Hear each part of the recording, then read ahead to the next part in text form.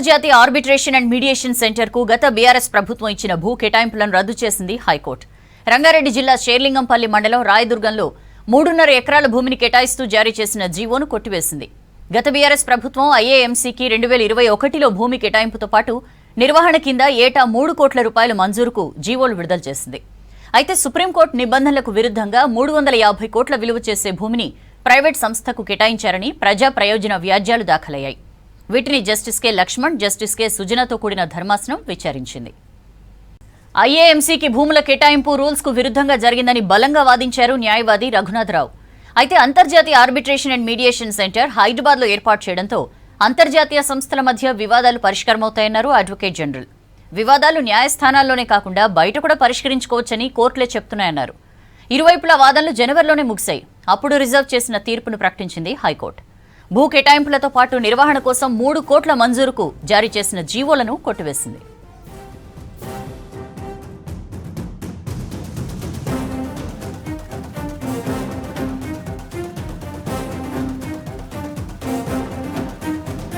Engineering కాలేజీల్లో వసతుల ఆధారంగానే ఫీజులు నిర్ణయించాలని ప్రభుత్వం భావిస్తోంది. గత విజిలెన్స్ నివేదికపై స్టడీ చేసేందుకు కమిటీని నియమించాలని డిసైడ్ అయింది. మరోవైపు ఇంజనీరింగ్ కౌన్సిలింగ్ షెడ్యూల్ విడుదలైంది. 3 విడతల్లో ప్రక్రియ చేపట్టాలని ఉన్నత విద్యామండలి నిర్ణయించింది. రేపటి నుంచి జూలై 7 వరకు స్లాట్ బుకింగ్ అవకాశం ఇచ్చారు. జూలై 14, 15వ తేదీల్లో సీట్లు కేటాయించనున్నారు. రాష్ట్రంలో ఇంజనీరింగ్ కౌన్సిలింగ్ షెడ్యూల్ విడుదలైంది. మొత్తం 3 విడతల్లో ఈ ప్రక్రియ నిర్వహించనున్నారు. రేపటి నుంచి జూలై 7 వరకు స్లాట్ బుకింగ్స్ కు ఛాన్స్ ఇచ్చారు. జూలై 6 నుంచి 10 వరకు వెబ్ ఆప్షన్లు నమోదుకు అవకాశం ఇచ్చారు. జూలై 14, 15 తేదీల్లో ఫస్ట్ ఫేజ్ మాక్ సీట్లు కేటాయింపు ప్రక్రియ ఉంటుంది. 18 లోపు మొదటి విడత సీట్లను కేటాయించనున్నారు. జూలై 25 నుంచి ఆగస్టు 3 వరకు సెకండ్ ఫేజ్, ఆగస్టు 5 నుంచి 14 వరకు ఫైనల్ ఫేజ్ కౌన్సిలింగ్ నిర్వహించనున్నారు. పాత ఫీజుల ప్రకారమే బీటెక్ కౌన్సిలింగ్ ఉంటుందని చెప్పారు అధికారులు. మరోవైపు ఇంజనీరింగ్ కాలేజీల్లో ఫీజుల నిర్ణయంపై హేతుబద్ధమైన నిర్ణయం తీసుకోవాలని రాష్ట్ర ప్రభుత్వం యోచిస్తోంది. ఆయా కాలేజీల్లో బోధన సిబ్బంది, బోధన స్థాయి, కాలేజీల్లో ల్యాబులు, భవనాలు, ఇతర వసతులపై క్షుణ్ణంగా పరిశీలించి నిర్ణయం తీసుకోవాలని ప్రభుత్వం యోచిస్తోంది. ఏఐ వంటి కోర్సులు సాంకేతిక రంగంపై బలమైన ప్రభావం చూపుతున్న తరుణంలో కీలక మార్పులు తీసుకురావాలని భావిస్తోంది రేవంత్ సర్కార్. ఫీజుల నిర్ణయానికి కాలేజీల్లో ఉండే వసతులనే ప్రతిపాదిక తీసుకోవాలని రాష్ట్ర ప్రభుత్వం నిర్ణయించింది. ఫీజుల నిర్ణయంలో సుప్రీంకోర్టు తీర్పులకు అనుగుణంగా వ్యవహరించాలని డిసైడ్ అయ్యింది. గతంలో విజిలెన్స్, ఎన్ఫోర్స్మెంట్ నివేదికపై స్టడీ చేసేందుకు కమిటీ నియమించాలని ప్రభుత్వం నిర్ణయించింది. ఇంజనీరింగ్ కాలేజీల్లో కౌన్సిలింగ్ ప్రక్రియను వేగంగా పూర్తి చేయాలని అధికారులను ఆదేశించారు రేవంత్ రెడ్డి.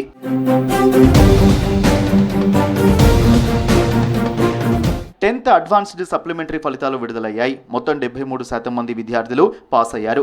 గర్ల్స్ పర్సెంటేజ్ 77% కాగా బాయ్స్ పర్సెంటేజ్ 71% సాధించారు. సప్లిమెంటరీ ఫలితాల్లో జనగామ 100% సాధించి టాప్ ప్లేస్ లో ఉంది. మొత్తం 42,834 మంది సప్లిమెంటరీ పరీక్షలు రాయగా 28,415 మంది పాస్ అయ్యారు. కంటోన్మెంట్ భూములు అప్పగించేందుకు రక్షణ శాఖ సిద్ధమైంది. రేపు రాష్ట్ర ప్రభుత్వంతో కీలక ఒప్పందం చేసుకోనుంది. ఎలివేటెడ్ కారిడార్ నిర్మాణానికి కంటోన్మెంట్లో ఉన్న 90 ఎకరాల రక్షణ భూములు ఇచ్చేందుకు కేంద్రం అంగీకరించింది. దీనికి ప్రతిగా శామీర్పేటలో ఉన్న దాదాపు 435 ఎకరాల భూమిని ప్రభుత్వం రక్షణ శాఖకు ఇవ్వనుంది. రేపు దీనిపై కీలక ఎంఓయూలు చేసుకోనున్నారు. ఒప్పందం పూర్తయితే ఎలివేటెడ్ కారిడార్ నిర్మాణం వేగంగా జరగనుంది. స్టేట్ హైవే 1 పై జేబీఎస్ నుంచి శామీర్పేట వరకు 22 కిలోమీటర్ల ఎలివేటెడ్ కారిడార్ నిర్మిస్తోంది సర్కార్. నేషనల్ హైవే 44 పై పారడైజ్ నుంచి 5 కిలోమీటర్ల ఎలివేటెడ్ కారిడార్ నిర్మిస్తోంది.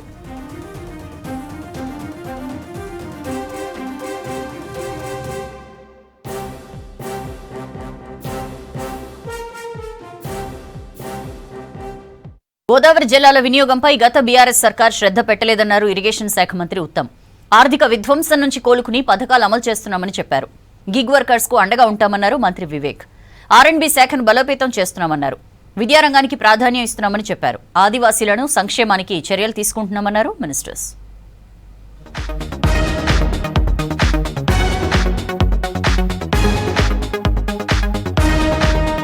గోదావరి గోదావరి నదిపై ప్రాజెక్టులు కడితే బనగచెర్ల వివాదం వచ్చి ఉండేది కాదన్నారు రాష్ట్ర ఇరిగేషన్ శాఖ మంత్రి ఉత్తమ్ కుమార్ రెడ్డి. సూర్యాపేట జిల్లా పాలకీడు మండలంలో పర్యటించిన మంత్రి జాన్పహాడ్ ఎత్తిపోతల పథకం పనులను పరిశీలించారు.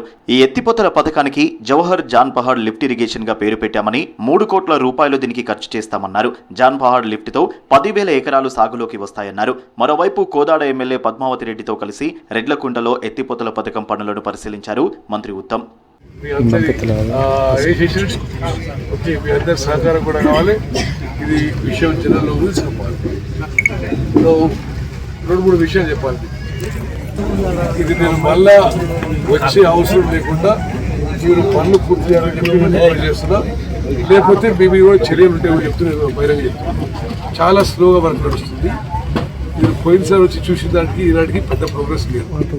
రాష్ట్రంలో గిగ్ వర్కర్ల కోసం బోర్డు ఏర్పాటు చేస్తామని, వీరికి కనీస వేతనం వచ్చేలా కృషి చేస్తానన్నారు కార్మిక మైనింగ్ శాఖ మంత్రి వివేక్ వెంకటస్వామి.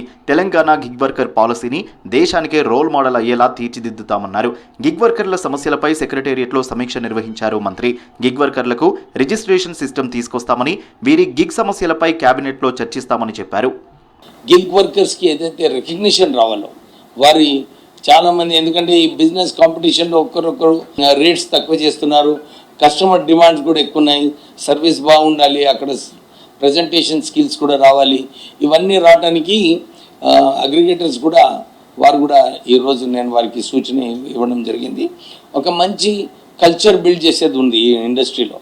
ఆర్థిక విధ్వంసం నుండి ఇప్పుడిప్పుడే బయటికి వస్తున్నామన్నారు రాష్ట్ర మంత్రులు తుమ్మల, దామోదర, కోమటిరెడ్డి, పొన్నం.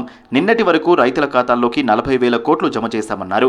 అధికారం కోల్పోయిన వారి విమర్శలకు అర్థం లేదన్నారు. గత సర్కార్ చేసిన పొరపాట్లను సరిదిద్దుతూ ముందుకెళ్తున్నామన్నారు. సిద్దిపేట జిల్లా హుస్నాబాద్లో పర్యటించిన 4 మంత్రులు బస్వాపూర్లో పలు అభివృద్ధి పనులకు శంకుస్థాపన చేశారు. నేనేమడగానే తమిళ పో అని చెప్తారు. అట్లనే ఇలా చాలా కాలంగా మనం అందరికీ ఆకాంక్ష అయినటువంటి రాజీవ్ రహదారి నుంచి హుస్నాబాద్ దాకా 4 లైన్ల రోడ్డుకి ఇలా 80 కోట్ల రూపాయలతో శంకుస్థాపన చేశారు. ఆ భగవంతుడు మాకు ఇచ్చినటువంటి శక్తి మేరకి రైతాంగాన్ని మర్చిపోకుండా ప్రభుత్వానికి ఇబ్బంది అయిన సహచరులందరూ మెప్పించి ఈనాడు రేవంత్ రెడ్డి గారు 40,000 కోట్ల రూపాయలు నిన్నటితోటి రైతుల యొక్క జేబుల్లోకి పంపించాం. R&B శాఖ బలోపేతంపై ప్రత్యేక శ్రద్ధ పెట్టారు మంత్రి కోమటిరెడ్డి వెంకటరెడ్డి. గతంలో పెద్ద ఎత్తున ఏఈ, డిఈ, ఈఈ, ఎస్ఈలకు ప్రమోషన్లు, పోస్టింగ్లు ఇచ్చారు. తాజాగా 64 మంది డిప్యూటీ ఇంజనీర్లకు ఎగ్జిక్యూటివ్ ఇంజనీర్లుగా ప్రమోషన్లతో పాటు పోస్టింగ్లు ఇచ్చారు. R&B శాఖకు మంచి పేరు తెచ్చేలా పనిచేయాలని కొత్తగా ప్రమోషన్లు పొందిన వారికి సూచించారు మంత్రి కోమటిరెడ్డి. ఇంకొక రోడ్ అడిగిండు, కొత్తపల్లికి వెళ్ళి సుందరగిరికి 10 కిలోమీటర్లు 85 కోట్లతోని వారం రోజుల్లోనే దాన్ని కూడా శాంక్షన్ చేపించి వెంటనే దీంతో పాటు ఒక 1 నెల రోజులు ఆలస్యంగా పనులు ప్రారంభించే విధంగా మా R&B శాఖ శాంక్షన్ చేస్తుందని చెప్పి. విద్యాశాఖకు ప్రజాప్రభుత్వం అధిక ప్రాధాన్యత ఇస్తోందన్నారు IT industries minister Sridhar Babu. ప్రభుత్వ పాఠశాలల్లో చదువుతున్న విద్యార్థులను ఉపాధ్యాయులు ప్రోత్సహించాలన్నారు. ప్రైవేటు పాఠశాలకు ధీటుగా విద్యాబోధన చేయాలని సూచించారు. జయశంకర్ భూపాలపల్లి జిల్లాలో పర్యటించిన మంత్రి శ్రీధర్ బాబు 5 మండలాలకు చెందిన అన్ని గవర్నమెంట్ స్కూళ్లకు సిఎస్ఆర్ నిధుల నుంచి బెంచీలను పంపిణీ చేశారు. ఆదివాసీల జోలికి వెళ్లవద్దని మంత్రి కొండా సురేఖ తాను అధికారులకు ఆదేశాలిచ్చామన్నారు పంచాయతీరాజ్ శాఖ మంత్రి సీతక్క. జీవో నెంబర్ 49ని వ్యతిరేకించారని గుర్తు చేశారు. మావోయిస్టుల పేరుతో తనపై వచ్చిన లేఖ బాధ కలిగించిందన్నారు. ఆదివాసీ బిడ్డకు మంత్రి పదవి దక్కడాన్ని కొందరు జీర్ణించుకోలేకపోతున్నారని ఫైర్ అయ్యారు.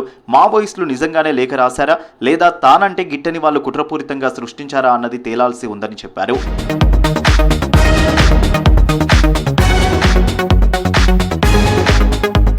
ఇందిరమ్మ ఇండ్ల నిర్మాణం ఎంత త్వరగా ప్రారంభిస్తే అంత త్వరగా లబ్ధిదారుల అకౌంట్లో డబ్బులు పడతాయన్నారు మంత్రి వాకిటి శ్రీహరి.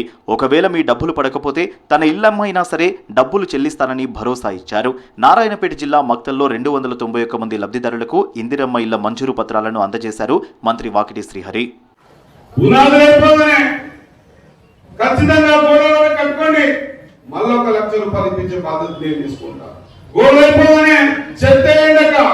మీరు చేసిన తర్వాత మీకు 2 లక్షల రూపాయలు ఇచ్చే బాధ్యత నేను తీసుకుంటా. ఖచ్చితంగా ఎవరు ఎన్నికకి పోవాల్సిన అవసరం లేదు. జీవో నెంబర్ 49పై గిరిజనులు ఆందోళన చెందాల్సిన అవసరం లేదని, ఎవరి భూ హక్కులను వెనక్కి తీసుకోవడం లేదన్నారు మంత్రి జూపల్లి కృష్ణారావు. జీవో 49పై గెజిట్ ఇవ్వొద్దని అధికారులకు ఆదేశాలిచ్చామని, ఇక అది అమల్లోకి రాదని తెలిపారు. ఆదిలాబాద్ జిల్లా ఉట్నూరులో ఆదివాసీలతో సమావేశమయ్యారు మంత్రి జూపల్లి. ఆదివాసీల అభివృద్ధికి కట్టుబడి ఉన్నామని చెప్పారు. జీవో 14 ఒక ఇష్యూ ఉందని, సో దానిపైన కూడా సంబంధిత అధికారులతో మాట్లాడి, ఆదివాసులు కూడా మాట్లాడి, రాష్ట్రంలో ఉన్నటువంటి సంబంధిత శాఖకు సంబంధించిన మంత్రి కావచ్చు, ముఖ్యమంత్రితో మాట్లాడి ఏం చేయగలుగుతామనేది సమస్యను బట్టి ఉన్నటువంటి చట్టాలకు లోబడి తప్పకుండా వీలైనంత వాళ్లకు వెసులుబాటు కల్పించే ప్రయత్నం చేస్తాం. పులుల సంరక్షణ కేంద్రం ఏర్పాటుపై మంత్రి జూపల్లి కృష్ణారావు, ఆదిలాబాద్ ఎంపీ నగేష్ మధ్య వాగ్వాదం జరిగింది. పులుల సంరక్షణ కేంద్రంపై గెజిట్ వచ్చిందన్నారు ఎంపీ నగేష్. అయితే గెజిట్ రాలేదని మంత్రి జూపల్లి కౌంటర్ ఇచ్చారు. గెజిట్ ఫారెస్ట్ శాఖ ఉన్నతాధికారులకు ఫోన్ చేసి వివరాలు తెలుసుకున్నారు. గెజిట్ రాలేదని కొమరంభీం జిల్లా కలెక్టర్, డిఎఫ్ఓ కూడా స్పష్టం చేశారు. దీంతో అబద్ధాలు ప్రబద్ధాలు చేయవద్దని ఎంపీ నగేష్ కు సూచించారు మంత్రి జూపల్లి.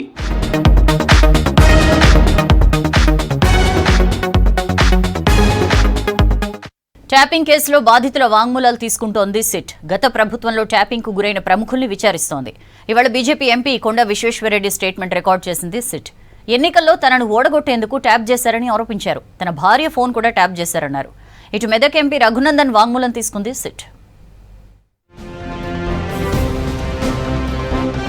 ఫోన్ ట్యాపింగ్ కేసులో విచారణ మరింత స్పీడప్ చేసింది సిట్. గత ప్రభుత్వంలో ట్యాపింగ్కు గురైన బాధితుల నుంచి వాంగ్మూలాల సేకరణ కొనసాగుతోంది.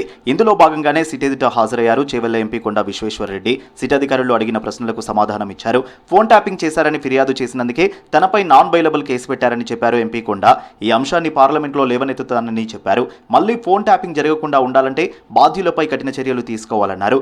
తనతో తన భార్య, ఇతర కుటుంబ సభ్యుల ఫోన్లు కూడా ట్యాప్ చేశారని ఆరోపించారు. గత అసెంబ్లీ ఎన్నికల్లో ఆయన ఫోన్ ట్యాప్ అయినట్లు సిట్ గుర్తించింది. సిడిఆర్ లిస్ట్ లో ఆయన నెంబర్ ఉన్నట్లు గుర్తించారు. నేను అనుకుంటే భారతదేశం ఇంత దిగజారిన కుటుంబము, ఒక తెలంగాణ నమ్ముకొని ఎన్నిక చేస్తే మన తెలంగాణ వస్తే మనం మేల్కుంటామంటే ఈయననే అభద్రతా భావంతో దిగజారిపోయి అందరి తెలంగాణ ప్రజల ఫోన్ ట్యాప్ చేసి, తెలంగాణ నాయకుల ఫోన్ ట్యాప్ చేసి, జేఏసీ నాయకుల ఫోన్ ట్యాప్ చేసి, వాళ్ళని హింసించి బ్లాక్మెయిల్ చేసి ఇవన్నీ కూడా చేసింది.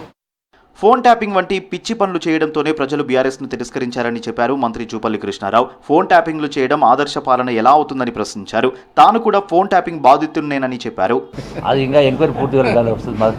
నాది కూడా ఉందని అనుకుంటున్నాను. గతంలో నాది కూడా ఉందని అనుకుంటున్నాను. చాలామంది అటువంటి తలతిక్క పనులు చేసిండ్రు కాబట్టి ప్రజలు ఆ స్థాయిలో బుద్ధి చెప్పడం జరిగింది. ఏం కర్మ, ఏం రోగం, ఏం అవసరం, మంది సంసారాలకు తొంగి చూడడం అవసరం ఏంటి? భారతదేశానికి మా పరిపాలన ఆదర్శం చెప్తున్నాం. ఇది ఆదర్శం ఎట్లయితుంది? మరోవైపు ఫోన్ ట్యాపింగ్ పై హాట్ కామెంట్స్ చేశారు బీజేఎల్పీ నేత ఏలేటి మహేశ్వర్ రెడ్డి. దేశ చరిత్రలోనే ఫోన్ ట్యాపింగ్ అత్యంత నీచమైన స్కామ్ అని విమర్శించారు. తన ఫోన్ కూడా ట్యాప్ అయిందన్న ఏలేటి ఇప్పటికే దీనిపై ఐజీకి ఫిర్యాదు చేశానని చెప్పారు. సిటీ ఎప్పుడు పిలిచినా వెళ్లి వాంగ్మూలం ఇస్తానన్నారు ఏలేటి.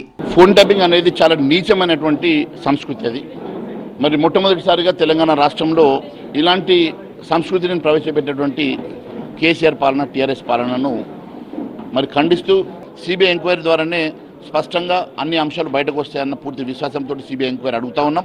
మరి ఖచ్చితంగా దాంట్లో నాది కూడా ఫోన్ ట్యాపింగ్ అన్నట్టుగా నాకు ఐజీ గారే ఫోన్ చేసి చెప్పారు. మునుగోడు బైపోల్లో తనను ఓడగొట్టేందుకు కేసీఆర్ సర్వశక్తులు ఒడ్డారని చెప్పారు కాంగ్రెస్ ఎమ్మెల్యే రాజగోపాల్ రెడ్డి. తన ఫోన్ ట్యాప్ చేసి అప్పటి ఎన్నికల్లో అధర్మంగా గెలిచారని చెప్పారు. ఆనాడు ఆయన చేసిన పాపాలే ఇప్పుడు ఓడగొట్టాయని అన్నారు రాజగోపాల్. మునుగోడు నియోజకవర్గంలో కేసీఆర్ ఉప ఎన్నికల్లో నన్ను ఓడగొడుతందుకు ఎంత దుర్మార్గంగా వ్యవహరించిందో తెలంగాణ ప్రభుత్వం, భారతదేశం మొత్తం చూసింది.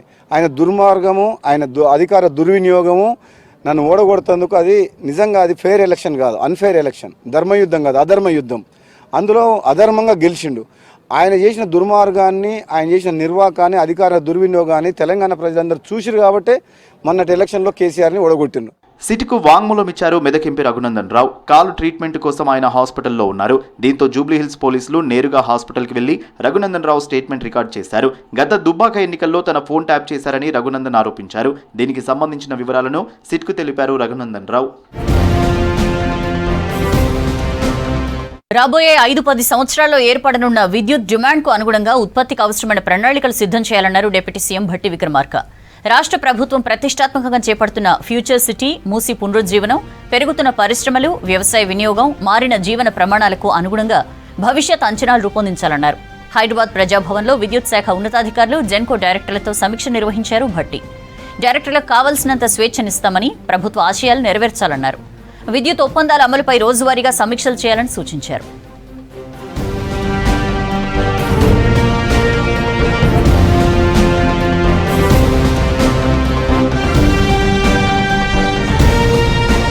రాష్ట్రంలో శాంతి భద్రతలు సరిగ్గా ఉంటేనే అభివృద్ధి సాధ్యమవుతుందన్నారు ఏపీ సీఎం చంద్రబాబు. సంఘ విద్రోహ శక్తులపై దృష్టి పెట్టామని, నేరస్తులకు రాష్ట్రంలో చోటు లేదని తెలిపారు. గుంటూరులో పోలీస్ ఏఐ హ్యాకథాన్ ప్రారంభించారు బాబు. ఆ తర్వాత అమరావతిలో టూరిజం కాన్క్లేవ్లో పాల్గొన్నారు. మరోవైపు మాజీ సీఎం జగన్ క్వాష్ పిటిషన్పై హైకోర్టులో విచారణ మంగళవారానికి వాయిదా పడింది. అప్పటి వరకు జగన్పై చర్యలు తీసుకోవద్దని పోలీసులను ఆదేశించింది కోర్టు.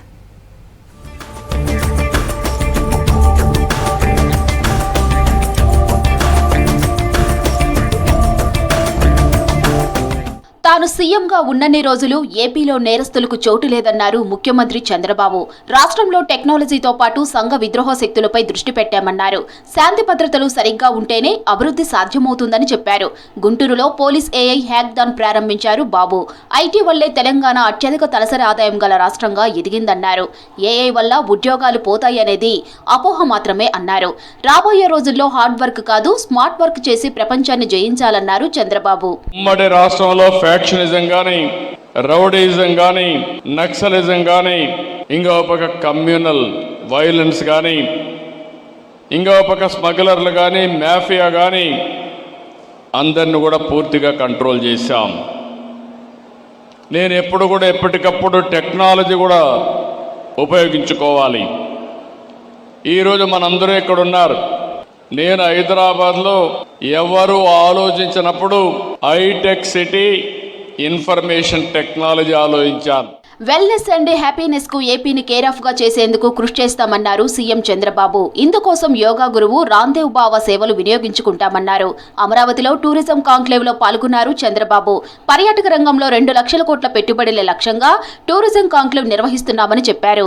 ఈ సందర్భంగా 10,039 కోట్ల పెట్టుబడులకు ఒప్పందం చేసుకుంది ఏపీ టూరిజం సంస్థ.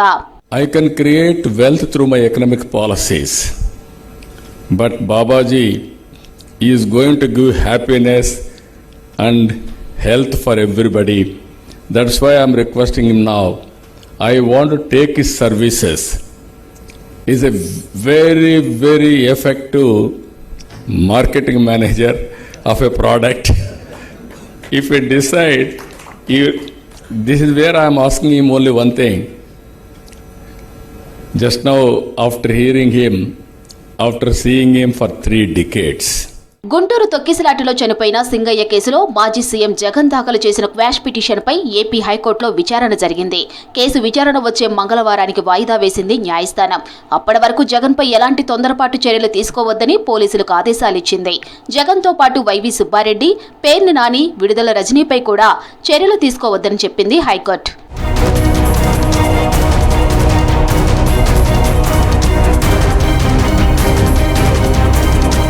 ఏపీలో కూటమి సర్కారుపై మండిపడ్డారు వైసీపీ సీనియర్ నేతలు. అబద్దాలను 10 సార్లు చెప్పి నిజాలను నమ్మించే శక్తి చంద్రబాబు సొంతమని విమర్శించారు మాజీ మంత్రి పెద్దిరెడ్డి రామచంద్రారెడ్డి, మాజీ ఎమ్మెల్యే భూమన కరుణాకర్ రెడ్డి. బాబు షూరిటీ, మోసం గ్యారంటీ అనేలా కూటమి పాలన ఉందన్నారు. కరోనా కష్టకాలంలోనూ వైసీపీ ఇచ్చిన హామీలు అమలు చేసిందని గుర్తు చేశారు. తిరుపతిలో పార్టీ విస్తృత స్థాయి సమావేశంలో పాల్గొన్నారు నేతలు. రీకాలింగ్ చంద్రబాబు మేనిఫెస్టో కార్యక్రమాన్ని కార్యకర్తలు బలంగా ప్రజల్లోకి తీసుకెళ్లాలని పిలుపునిచ్చారు. కూటమి ప్రభుత్వం వాళ్ళు ఇచ్చినటువంటి హామీలు సూపర్ 6 కానీ 143 హామీలు కానీ ఒక్కటి కూడా నెరవేర్చకుండా వాళ్ళు ఏదైతే ప్రజలకు పచ్చి మోసం చేస్తూ నేను పవన్ కళ్యాణ్ ఇద్దరము సంతకాలు పెట్టి ఇస్తున్నాము, ఈ బాండ్లు మాన్య బాధ్యత అని బాండ్లు ఇవ్వటం ఒకటి. కృష్ణా గోదావరిపై ఏపీకి అన్ని హక్కులు ఉన్నాయన్నారు ఏపీ కాంగ్రెస్ చీఫ్ షర్మిల. బనకచెర్ల ప్రాజెక్టును తాము వ్యతిరేకించడం లేదన్నారు. బనకచెర్లపై అవసరమైతే అన్ని పార్టీలతో కలిసి ఉద్యమిస్తామన్నారు. ఏపీ వెస్ట్ గోదావరి జిల్లా ఏలూరులో కాంగ్రెస్ పార్టీ విస్తృత సమావేశంలో పాల్గొన్నారు షర్మిల. రాహుల్ ప్రధాని అయితేనే విభజన హామీలు అమలవుతాయని చెప్పారు.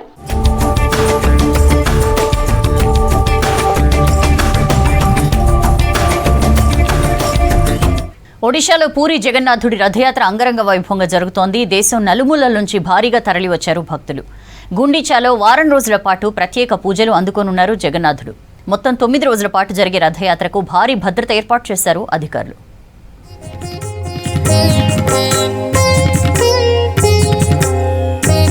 ప్రపంచ ప్రసిద్ధి చెందిన ఒడిశా పూరి జగన్నాథుడి రథయాత్ర ప్రారంభమైంది. అంగరంగ వైభవంగా జరుగుతున్న జగన్నాథుడి ఊరేగింపును చూసేందుకు దేశం నలుమూలల నుంచి లక్షలాది మంది భక్తులు తరలివచ్చారు. దీంతో పూరి క్షేత్రం భక్తులతో కిక్కిరిసిపోయింది.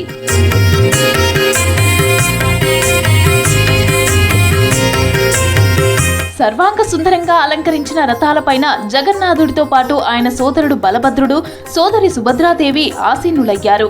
ముగ్గురిని ఊరేగింపుగా గుండీచా ఆలయానికి తీసుకెళ్తున్నారు భక్తులు. గుండీచాలో వారం రోజుల పాటు ప్రత్యేక పూజలు అందుకోనున్నాడు జగన్నాథుడు.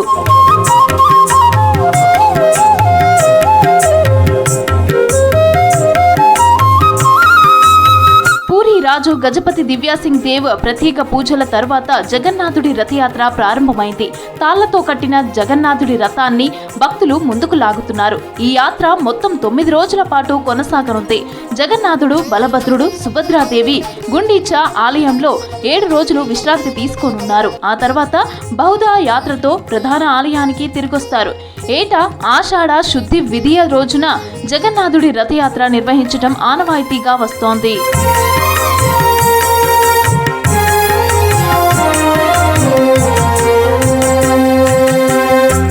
జగన్నాథుడి కోసం 200 టన్నుల బరువు, 45 అడుగుల ఎత్తున్న రథాన్ని తీర్చిదిద్దారు ఆలయ సిబ్బంది. అలాగే బలభద్రుడు, సుభద్రాదేవిలకు ప్రత్యేక రథాలను ఏర్పాటు చేశారు. నంది ఘోష్, తాళధ్వజ, దర్పదలాన్ అని పిలిచే రథాలను సుమారు 3 కిలోమీటర్ల దూరం లాగుతారు భక్తులు.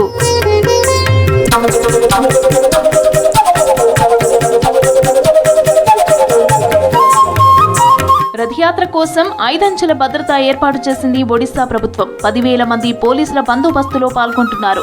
ఈ ఏడాది తొలిసారి ఇంటిగ్రేటెడ్ కమాండ్ కంట్రోల్ సిస్టమ్ ని ఏర్పాటు చేశారు. రథయాత్ర మార్గంతో పాటు పూరి సిటీపై డ్రోన్లు, సీసీ కెమెరాలతో నిఘా పెట్టారు అధికారులు. అలాగే ట్రాఫిక్, పార్కింగ్ సమస్యలను నిరంతరం కమాండ్ కంట్రోల్ సెంటర్ నుంచి పర్యవేక్షిస్తున్నారు.